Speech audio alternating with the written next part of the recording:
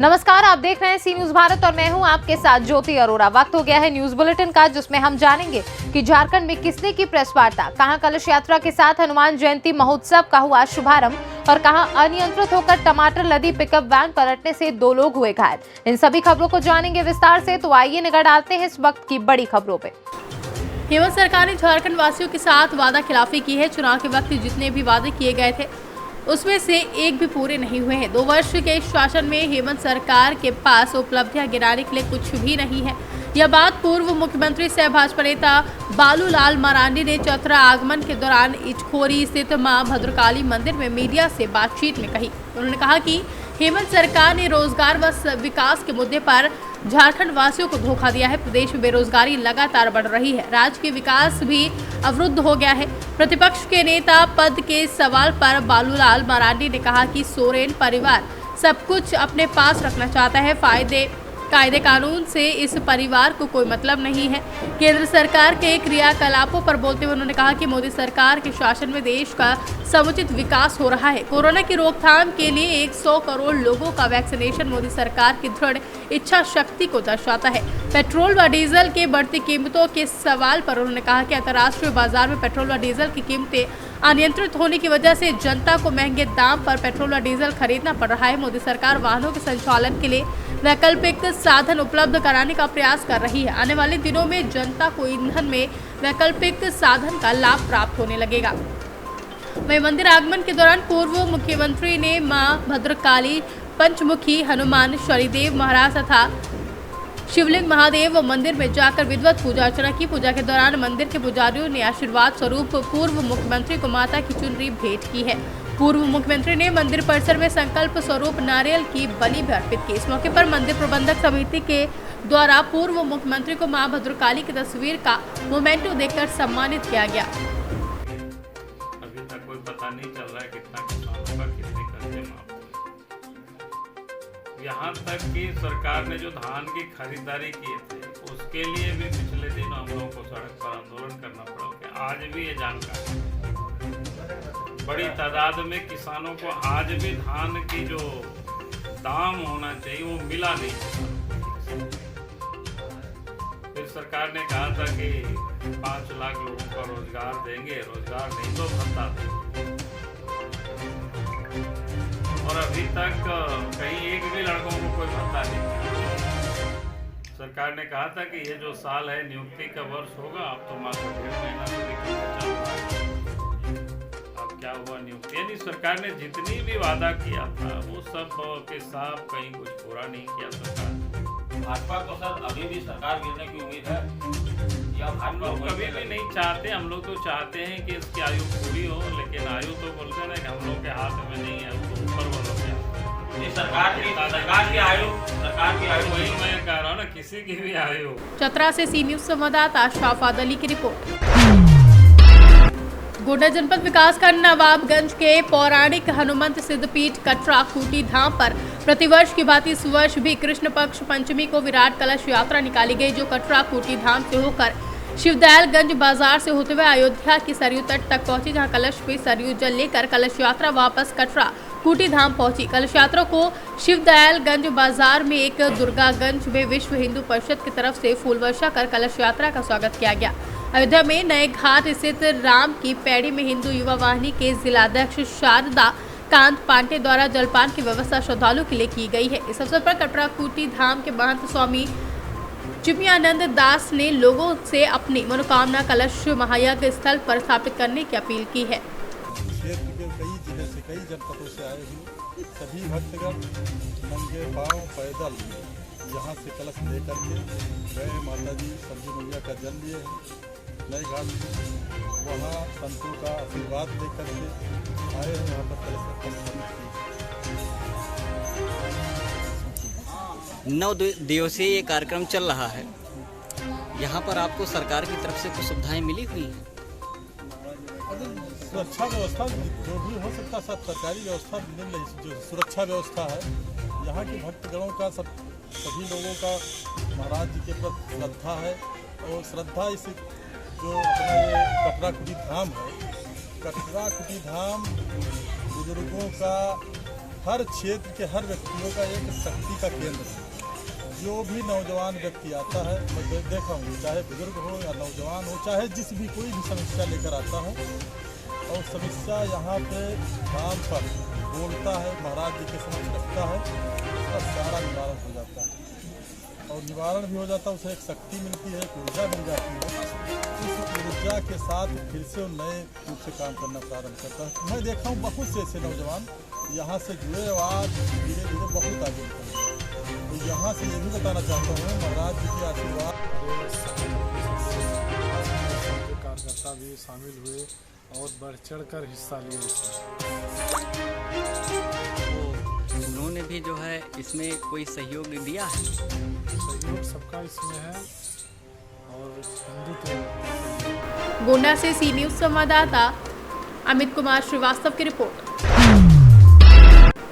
मालूमात थाना क्षेत्र के मालूमात पकरी मार्ग में टमाटर लदी पिकअप वैन अनियंत्रित होकर पलट गई, जिससे 2 लोग घायल हो गए। मिली जानकारी के अनुसार रविवार रात्रि को टमाटर लदी एक पिकअप वैन अनियंत्रित हो जाने के कारण पलट गई, जिससे 2 लोग टिंकू पासवान उम्र 24 वर्ष, बरियातू व विनोद कुमार उम्र 28 वर्ष घायल हो गए हैं। वहीं पिकअप वाहन में लदी टमाटर बर्बाद हो गई है। घटना की सूचना मिलती है अगल बगल के ग्रामीणों के द्वारा आनंद फानन में मालूमात सामुदायिक स्वास्थ्य केंद्र में घायलों को भर्ती कराया गया, जहां चिकित्सक पुरुषोत्तम कुमार के द्वारा प्राथमिक उपचार किया गया है।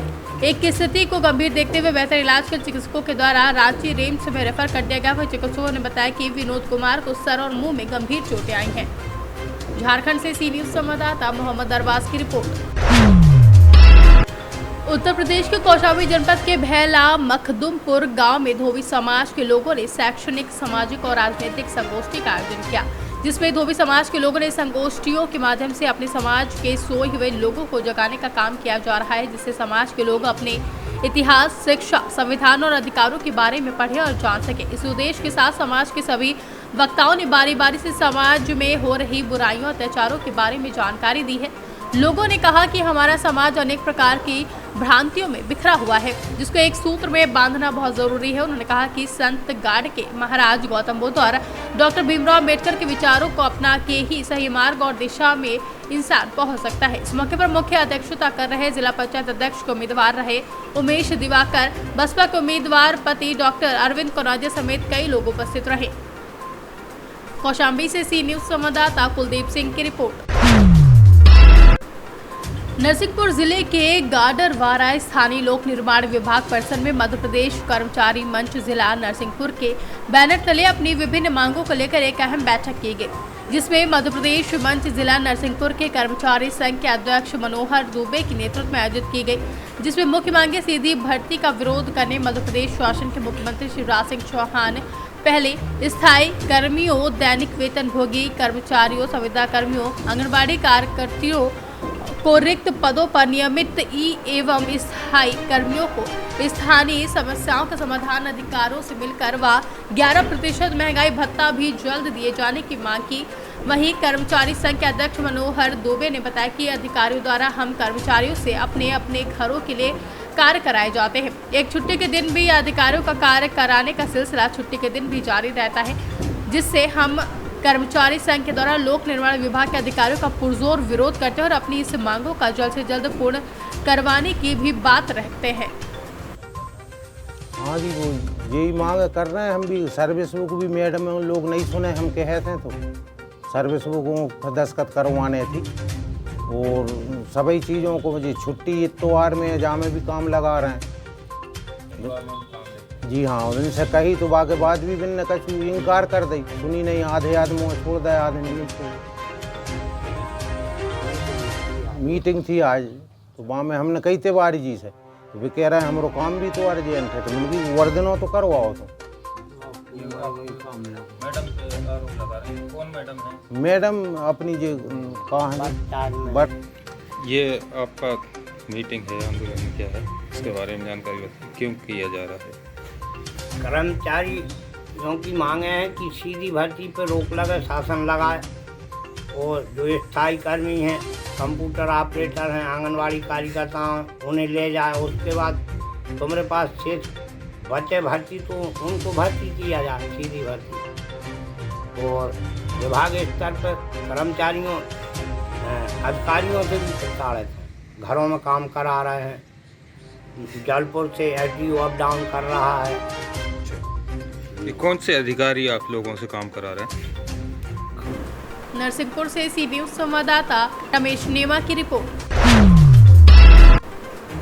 बेटी बचाओ बेटी पढ़ाओ के तहत आभा सिंह ने नूरपुर विधानसभा क्षेत्र की ग्राम पंचायत कासमाबाद में ग्रामवासियों के साथ बैठक की, जहां संयोजिका एवं आभा फाउंडेशन की संस्थापक टीवी आभा सिंह ने नूरपुर विधानसभा क्षेत्र के ग्राम पंचायत कासमाबाद में ग्रामवासियों के साथ बैठक की, जहां बैठक में आभा सिंह ने मुख्यमंत्री योगी आदित्यनाथ के कुशल नेतृत्व में उत्तर प्रदेश सरकार के सफलतम 4.5 साल के कार्यकाल की उपलब्धियों व योजनाओं के बारे में जानकारी दी तथा ग्रामवासियों को उनका अधिक से अधिक लाभ उठाने के लिए प्रेरित किया है। इस अवसर पर विपिन कुमार, मुरारी सिंह, सुशील कुमार, वीर सिंह समेत कई लोग मौजूद रहे। बिजनौर से सी न्यूज संवाददाता लोकेंद्र शर्मा की।